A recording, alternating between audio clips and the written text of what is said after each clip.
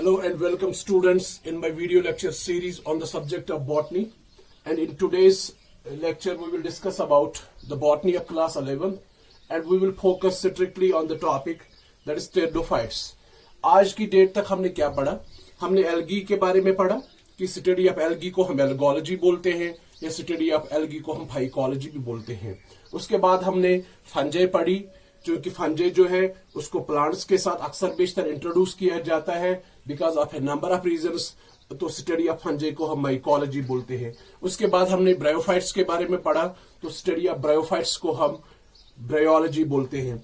इसी तरह आज का जो हमारा टॉपिक है वो टेरिडोफाइट्स के ऊपर है। तो सबसे इंपॉर्टेंट पॉइंट जो है जहन में जो आता है that is study of pteridophytes. जो है study of pteridophytes is called as pteridology. याद रखिएगा, टेरिडोलॉजी जो है ये स्टडी ऑफ टेरिडोफाइट्स की है। जब हम स्टडी करते हैं टेरिडोफाइट्स को तो then we are this is called as pteridology. We are dealing with pteridology and the term pteridophyta, remember the term Pteridophyta was given by a famous botanist, famous biologist in fact, whose name is Ernest Haeckel.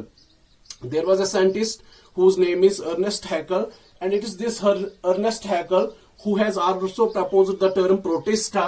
He has also proposed the term Pteridophyta. The term Pteridophyta was given by Ernest Haeckel. And there is a scientist, a famous scientist whose name is Bower. Remember that there is a scientist whose name is Bower. This Bower is known as father of teridology because as I have already mentioned to you कि कुछ लोगों ने काफी ज्यादा contribute किया है different fields of biology या different plant groups के अंदर, तो उनको हम उन रेस्पेक्टिव फील्ड्स के फादर्स बोलते हैं। बोवर ने काफी ज्यादा काम टेरिडोफाइट्स के ऊपर किया है, तभी तो इसको बोलते हैं हम father of pteridology. Bower is called as father of pteridology. इसी तरह हमारे पास इंडिया में एक साइंटिस्ट है, उसका नाम है S Bir. S.S. Beer is known as father of Indian teridology. Remember that S.S. Beer is known as father of Indian teridology. Very good. तो अभी तक हमने अगर एल्गी की बात की, हमने ब्रायोफाइट्स की बात की, इन दोनों ग्रुप्स में जो था, जो प्लांट बॉडी थी, जो मेन प्लांट बॉडी थी वो गैमेटोफिटिक थी, वो हैप्लॉइड थी। लेकिन जहां तक टेरिडोफाइट्स का ताल्लुक है, इनकी जो प्लांट बॉडी है वो डिप्लॉयड होती है। ब्रायोफाइट्स जो टेरिडोफाइट्स जो है, pteridophytes they are also known as vascular cryptogams.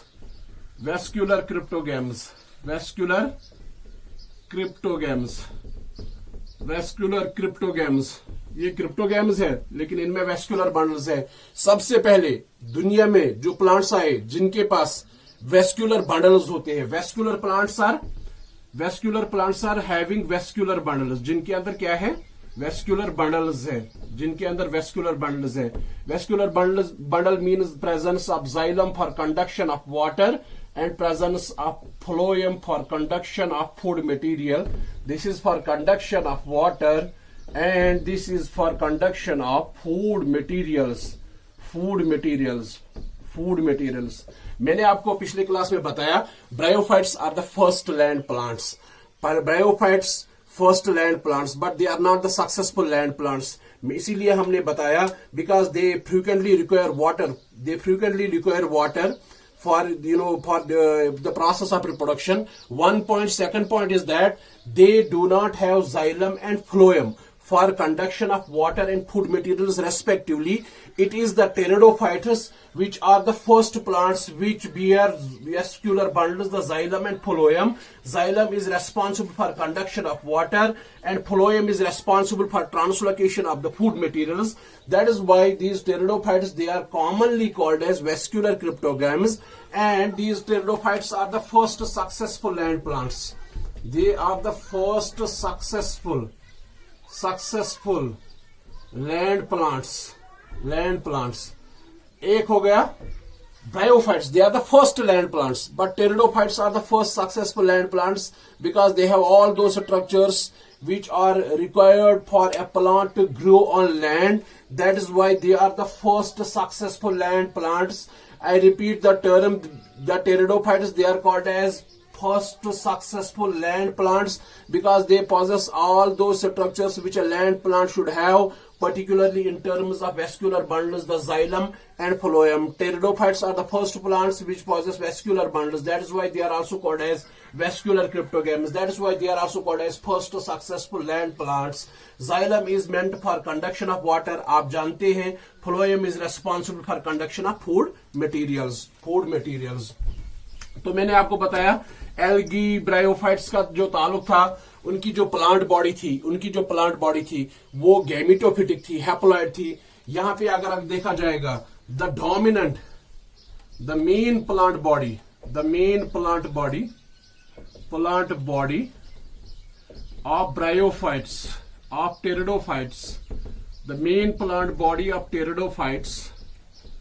Pteridophytes is diploid and sporophytic। मैंने आपको बताया था प्लांट्स में दो तरह के बॉडीज होते हैं, प्लांट वर्ल्ड में दो तरह के प्लांट बॉडीज आपको मिलेंगे। कुछ प्लांट बॉडीज ऐसे हैं जो हैप्लॉइड होते हैं, उनको हम gametophytic plant body, gametic chromosome number जिनके अंदर होता है। हम जानते हैं गैमीट्स हैप्लॉइड होते हैं। जिस प्लांट बॉडी के अंदर गैमेटिक या हैप्लॉइड क्रोमोसोम नंबर होता है उसको हम बोलते हैं गैमेटोफिटिक प्लांट बॉडी। और सुपोर, जाइगोट, सुपोर डिप्लॉयड होता है। Zygote is a spore, it is a diploid spore. और अगर प्लांट बॉडी डिप्लॉयड होगी तो उसको हम बोलते हैं sporophytic plant body, because it has zygotic chromosome number. So we remember two things, that a gametophyte has a gametic chromosome number, while as a sporophyte has a diploid chromosome number. A gametophyte has gametic chromosome number, while as a sporophyte has zygotic chromosome number. The main plant body of pteridophytes जो है ये diploid है और इसको हम sporophyte या sporophytic plant body बोलते हैं। जो pteridophytes जहां तक इनके habitat का ताल्लुक है, pteridophytes जो है, pteridophytes are terrestrial plants, that is they grow on land, terrestrial plants, and grow at cool, moist and damp places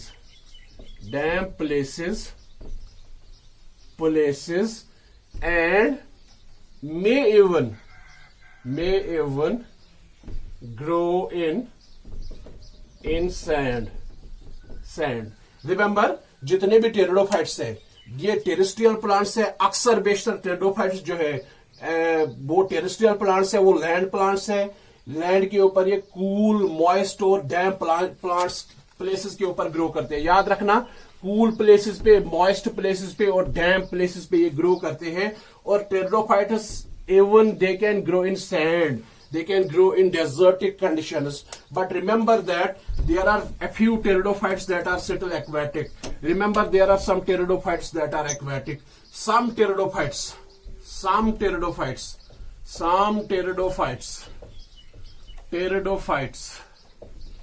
are aquatic। कुछ pteridophytes जो है aquatic है, means they grow in water। Very good। Who is that? We are having Salvinia. Salvinia is one pteridophyte. It grows in water. It is aquatic. We are having Azolla, that most often grows in paddy fields. We are having Azolla, and we are having Marsilia. There are three pteridophytes. You can remember this name by Sam. Sam, if you remember Sam, where is Sam? Sam is in water. Sam कौन है? Sam is Salvinia, A is Azolla, M is Marsilia. Remember, 3 plants of pteridophytes are aquatic. Rest of the pteridophytes are terrestrial. Only 3 plants are aquatic. They grow in water. It is Salvinia, it is Azolla, it is Marsilia. You can remember these 3 pteridophytes by the acronym SAM. S is Salvinia, A is Azolla, M is Marsilia. Sam, where is Sam? Sam is in water. Sam is in water because ये 3 pteridophytes जो है ये aquatic है। जहां तक pteridophytes की plant body का ताल्लुक है, the plant body का मतलब sporophyte। because sporophyte is the main plant body. The plant body is well differentiated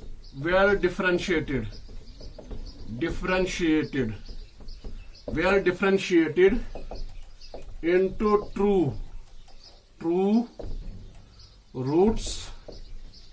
roots, stem and leaves. Very good. These are the pteridophytes are the first plants where plant body has well developed roots, where the plant body has well developed stem, a proper stem, and the plant body has well defined leaves as well.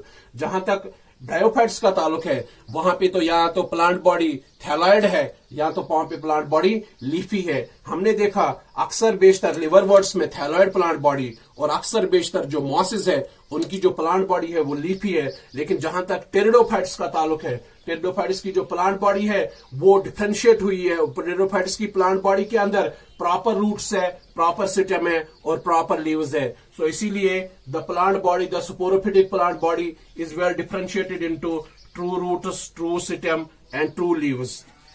शाबाश. The root system and leaves जो है beer vascular bundles. पहले मैंने बताया pteridophytes का नाम है vascular cryptogams. इनके पास वेस्क्यूलर बंडल्स होते हैं. वेस्क्यूलर बंडल्स मैं अगर लेता हूं, पहले मैं जाइलम लूंगा. आप जानते हैं जाइलम के अंदर डिफरेंट सेल्स होते हैं. जाइलम के अंदर डिफरेंट सेल्स होते हैं. कौन कौन से सेल्स होते हैं? एक वेसल्स, जनरल जाइलम की मैं बात करता हूं. एक वेसल्स होते हैं, एक हमारे पास ट्रैकीड्स होते हैं. Very good. एक हमारे पास ट्रैकीड्स होते हैं, एक हमारे पास होते हैं, उनको हम बोलते हैं जाइलम पेरेनकाइमा.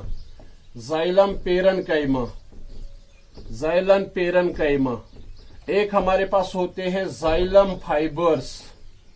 जाइलम के अंदर 4 तरह के डिफरेंट तरह के सेल्स होते हैं, क्योंकि जाइलम जो है जब हम एनाटॉमी में पढ़ेंगे ये एक कॉम्प्लेक्स परमानेंट टिश्यू है. ये एक ऐसा टिश्यू है जो डिफरेंट तरह के सेल्स का बना होता है. एक इसमें जनरल जाइलम की बात करते हैं, वेसल्स होते हैं, ट्रैकीड्स होते हैं, जाइलम पेरेनकाइमा होता है, जाइलम फाइबर्स होता है. जहां तक टेरिडोफाइट्स के जाइलम की बात है उनमें वेसल्स एब्सेंट होते हैं. जाइलम टेरिडोफाइट्स के जाइलम में वेसल्स नहीं होते हैं. याद रखना, वेरी इंपॉर्टेंट पॉइंट. टेरिडोफाइट्स के जाइलम के अंदर वेसल्स नहीं होते हैं. फिर क्या होता है? ट्रैकीड्स होते हैं, जाइलम पेरेनकाइमा होता है, जाइलम फाइबर्स होते हैं. जहां तक फ्लोएम का ताल्लुक है, फ्लोएम के अंदर भी 4 तरह के सेल्स होते हैं. एक होते हैं sieve tubes. These are long tube like structures. Sieve tubes हम उनको बोलते हैं. सीयू ट्यूब्स के साथ होते हैं कंपेनियन सेल्स होते हैं. इसी तरह तीसरा जो है फ्लोएम पेरेनकाइमा होता है, और इसी तरह phloem fibres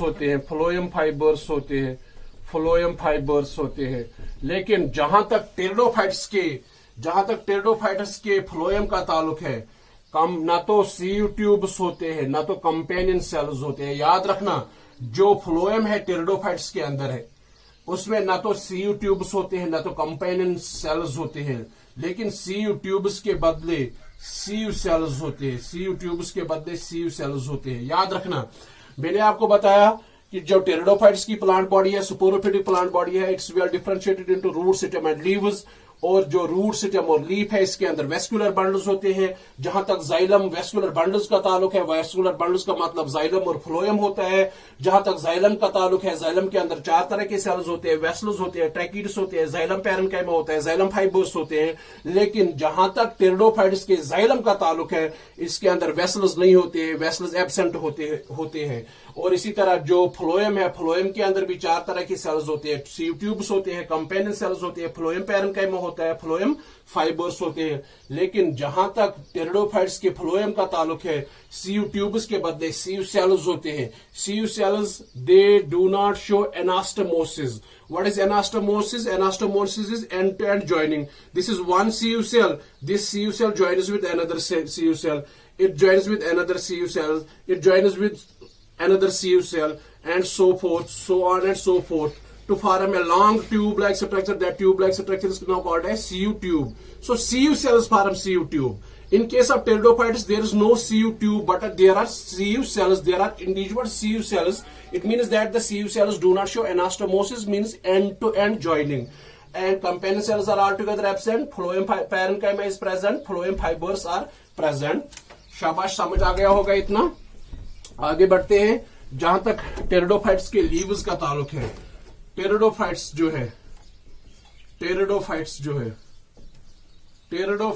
possess two types of leaves. They possess small leaves. They possess large leaves. Pteridophytes possess two types of leaves. Small leaves. Some pteridophytes possess small leaves. They are called as microphylls. Some pteridophytes possess large leaves. They are called as macrophylls. शाबाश, मैंने बोला pteridophytes के अंदर दो तरह के leaves होते हैं.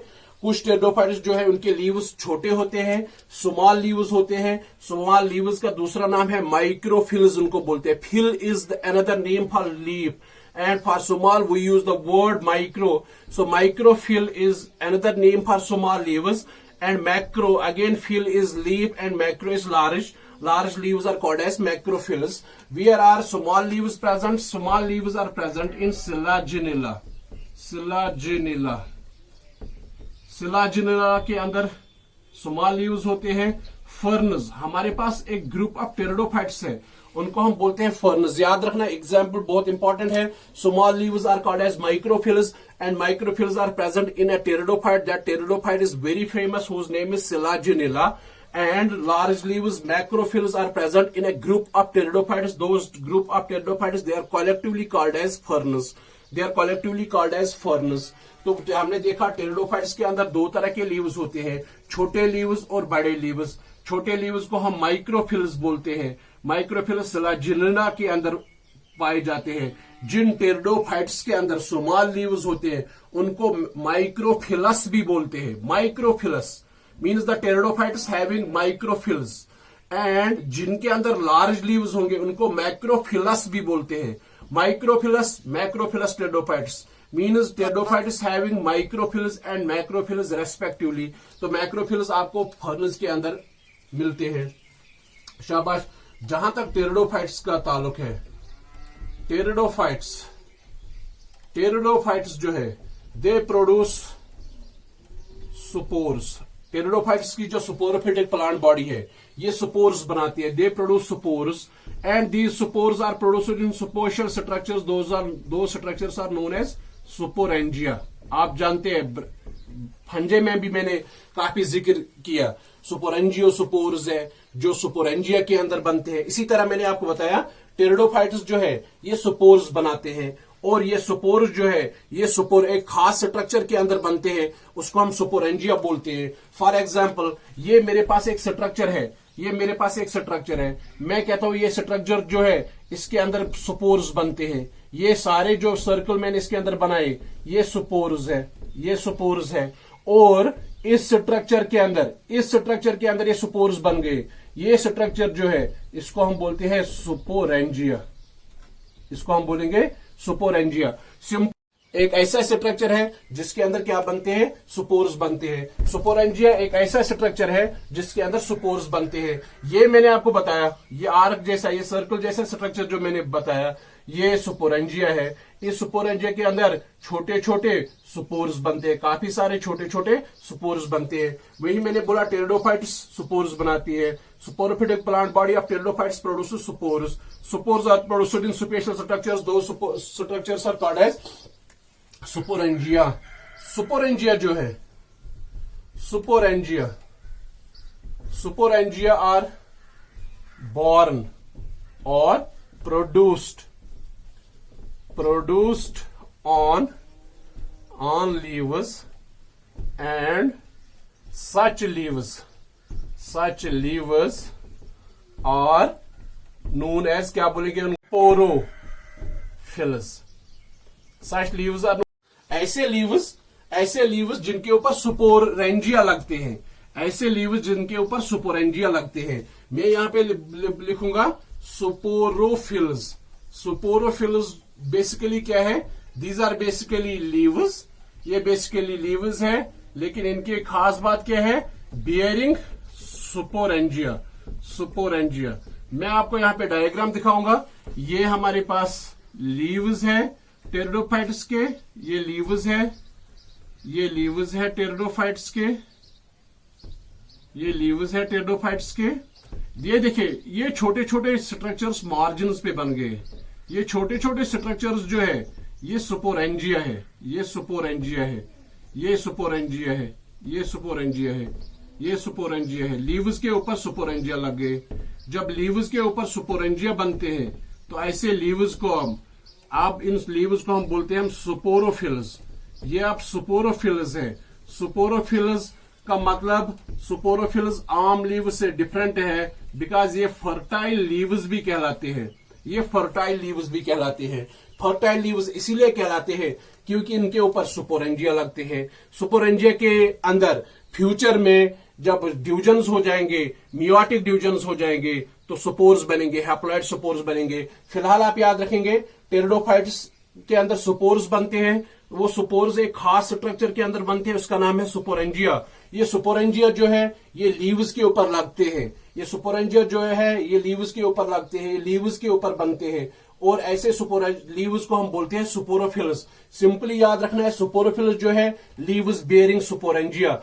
सुपोरेंजिया जो है ये लीव्स है, इनके ऊपर सुपोरेंजिया है। यहाँ पे मैंने डायग्राम में शो किया ये सारे लीव्स थे, लेकिन इनके ऊपर छोटे छोटे स्ट्रक्चर्स जो मैंने बनाए, ये छोटे छोटे स्ट्रक्चर्स जो है ये सुपोरेंजिया है, ये सुपोरेंजिया है। इसीलिए ऐसे लीव्स को मैंने बोला सुपोरोफिल्स। सुपोरोफिल्स का दूसरा नाम फर्टाइल लीव्स है।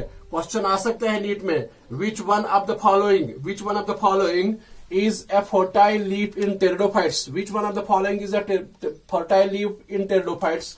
आंसर होगा सुपोरोफिल, दूसरा आंसर होगा माइक्रोफिल, तीसरा आंसर होगा मैक्रोफिल, चौथा आंसर होगा ऑल ऑफ द अबो। आपका आंसर होना चाहिए सुपोरोफिल। मैं फिर से रिपीट करता हूं, क्वेश्चन नीट में आता है which one of the following is a fertile leaf? इनमें से कौन फर्टाइल लीफ टेरिडोफाइट्स का है?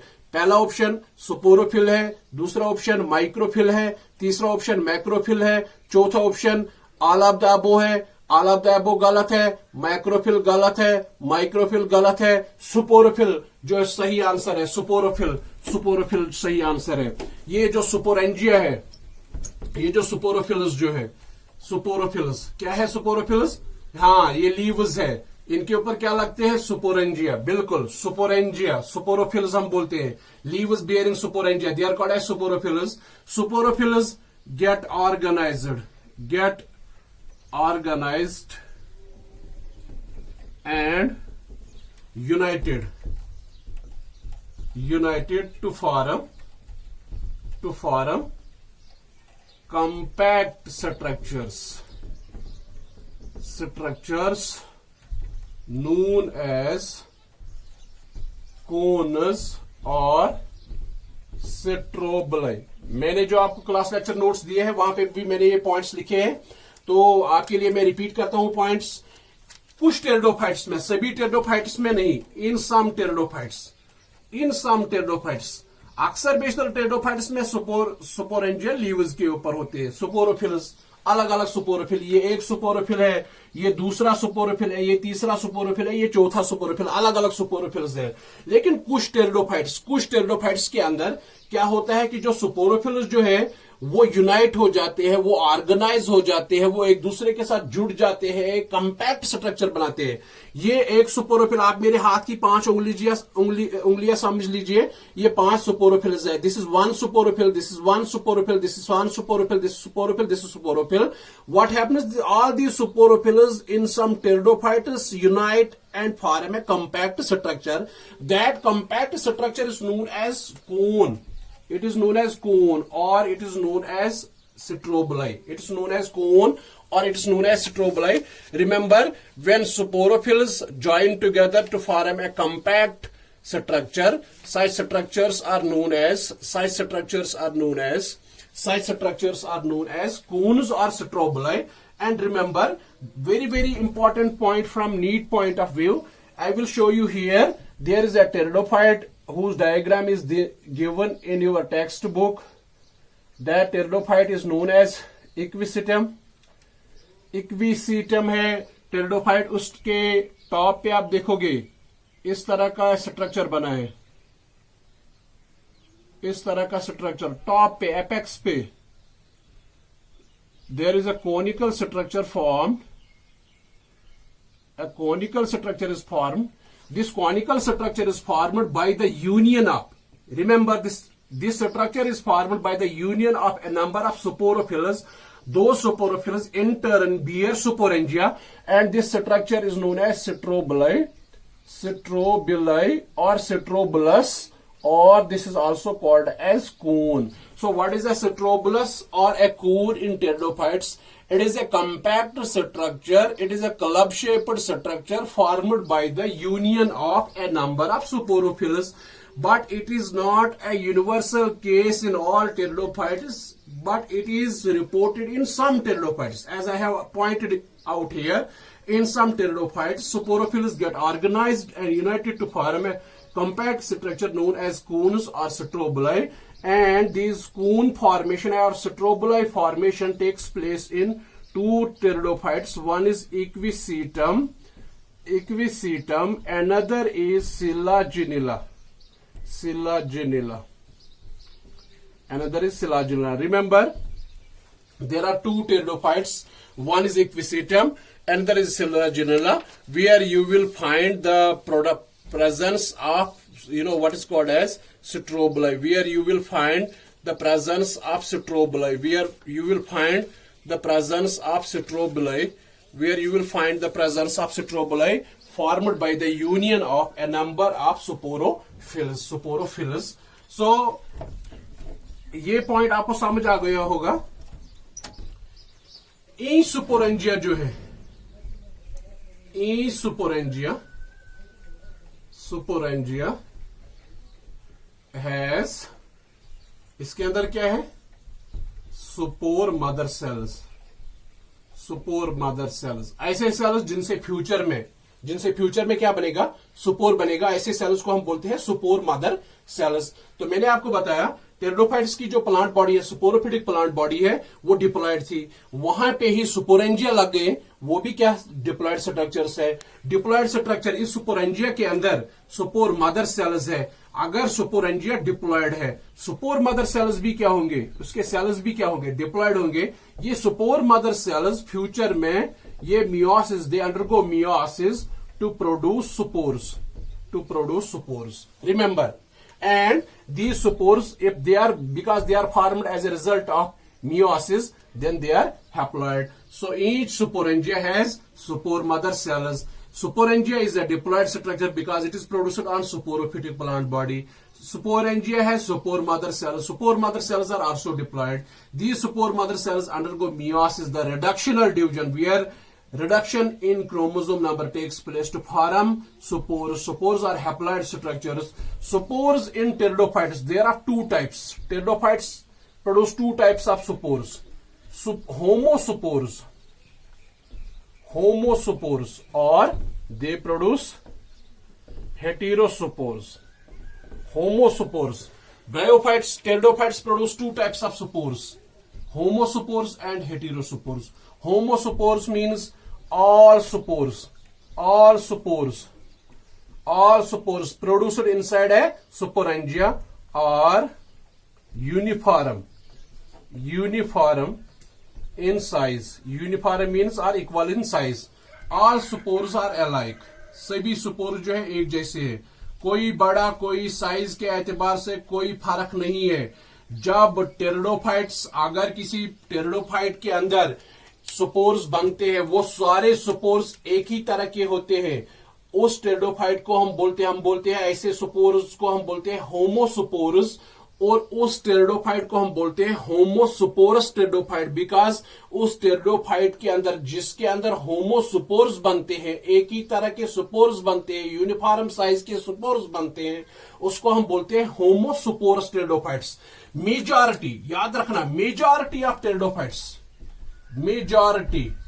अक्सर बेशतर majority of pteridophytes are homospores, are produce homospores or homosporous produce one type of spores. याद रखना, स्पोरेंजिया के डिप्लॉयड सेल होती है, इसके अंदर स्पोर मदर सेल्स होते हैं, स्पोर मदर सेल्स भी डिप्लॉयड होते हैं। स्पोर मदर सेल्स मियोसिस करेंगे, हैप्लॉयड स्पोर्स बनेंगे। हैप्लॉयड स्पोर्स दो तरह के होंगे। अगर सारे स्पोर्स एक ही तरह के होंगे, एक ही साइज के होंगे, उनको हम बोलते हैं होमोस्पोर्स। अक्सर बेशतर टेरिडोफाइट्स के अंदर, मेजॉरिटी ऑफ टेरिडोफाइट्स के अंदर आपको होमोस्पोर्स देखने को मिलेंगे।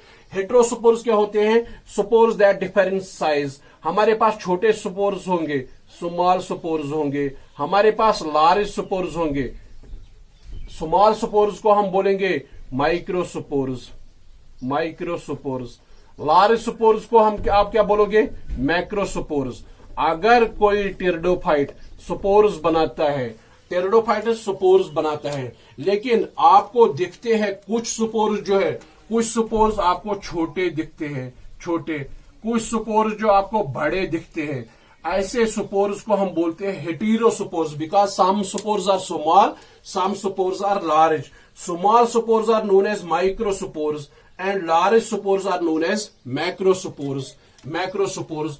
और जब कोई टेरिडोफाइट हेटेरोस्पोर्स बनाता है, उसको हम बोलते हैं हेटेरोस्पोरस, उसको हम बोलते हैं heterosporous pteridophyte, heterosporous.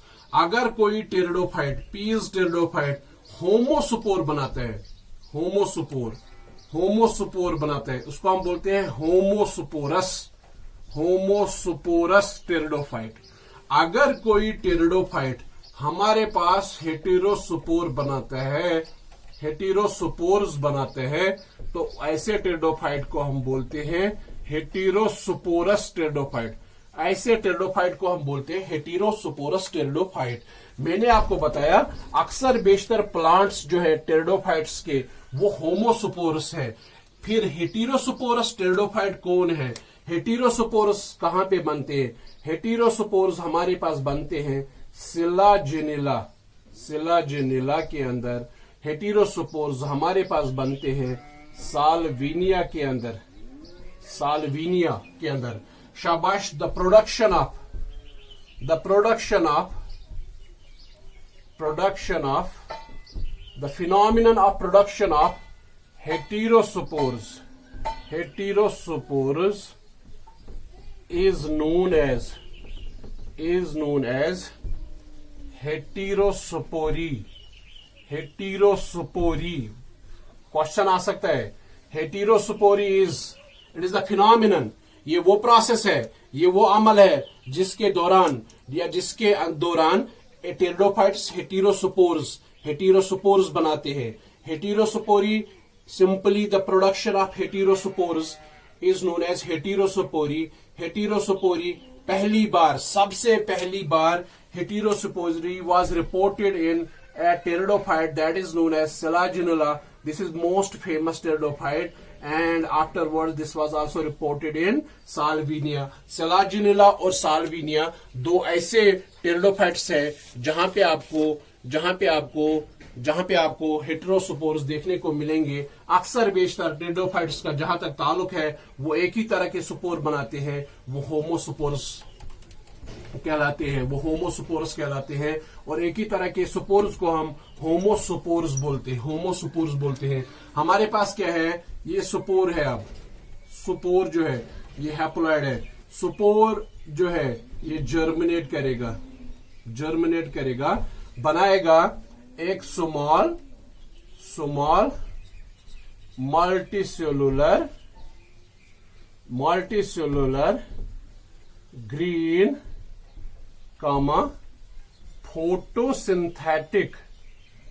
Photosynthetic independent structure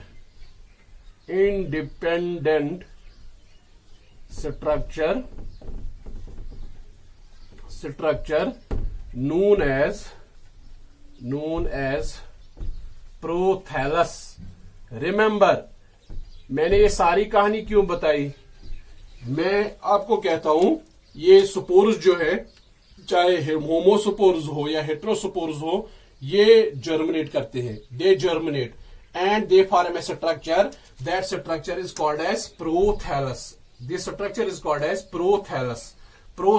prothallus कैसा होता है? स्मॉल होता है, एक से ज्यादा सेल्स का बना होता है, मल्टीसेलुलर होता है, ग्रीन होता है, इसके अंदर क्लोरोफिल है। जब क्लोरोफिल है तो फिर फोटोसिंथेसिस भी करेगा, फोटोसिंथेटिक है, और ये एक अलग थलग स्ट्रक्चर होता है। ये स्पोरोफाइट के साथ जुड़ा नहीं होता है, ये एक इंडिपेंडेंट स्ट्रक्चर है जो स्पोर जब रिलीज होते हैं स्पोर से बनता है, तो इस स्ट्रक्चर का नाम है प्रोथैलस। तभी मैंने बोला स्पोर्स जो है ये जर्मिनेट करेंगे, बनाएंगे small multicellular green photosynthetic independent structure known as prothallus. यहां पे मैं लिखूंगा इस तरह, स्पोर्स जर्मिनेट करेंगे, बनाएंगे प्रोथैलस, प्रोथैलस, प्रोथैलस। आपको पता है स्पोर्स हैप्लॉइड है, प्रोथैलस भी क्या होगा, haploid, and this prothallus later on gives rise to another important plant body in pteridophytes that is called as gametophyte. ये बाद में बनाता है gametophyte। प्रोथैलस से बनेगा गैमेटोफिटिक प्लांट बॉडी, जो लीस्ट इंपॉर्टेंट प्लांट बॉडी है। मेन प्लांट बॉडी जो टेरिडोफाइट्स की है वो मैंने आपको बताया स्पोरोफिटिक प्लांट बॉडी है। उसके सारे फीचर्स हमने पढ़े। जब स्पोर जर्मिनेट करेगा, जो बनेगा स्पोरेंजिया के अंदर, वो स्पोरेंजिया स्पोरोफिटिक प्लांट बॉडी के लीव्स के ऊपर लगेंगे तो प्रोथैलस बनेगा। प्रोथैलस हैप्लॉइड है। प्रोथैलस बाद में बनाएगा गैमेटोफाइट, गैमेटोफाइट भी हैप्लॉइड है। आगे गैमेटोफाइट के क्या फीचर्स है, गैमेटोफाइट का क्या काम है, और ब्रायोफाइट्स की जो क्लासिफिकेशन और इकोनॉमिक इंपॉर्टेंस है वो हम पढ़ेंगे अपने अगले क्लास के अंदर। I hope that you have understood all the points which I have highlighted. Besides, I have provided you already the class lecture notice. Kindly focus, on those notes and see and subscribe my YouTube channel so as to get maximum benefit. Allah Hafiz.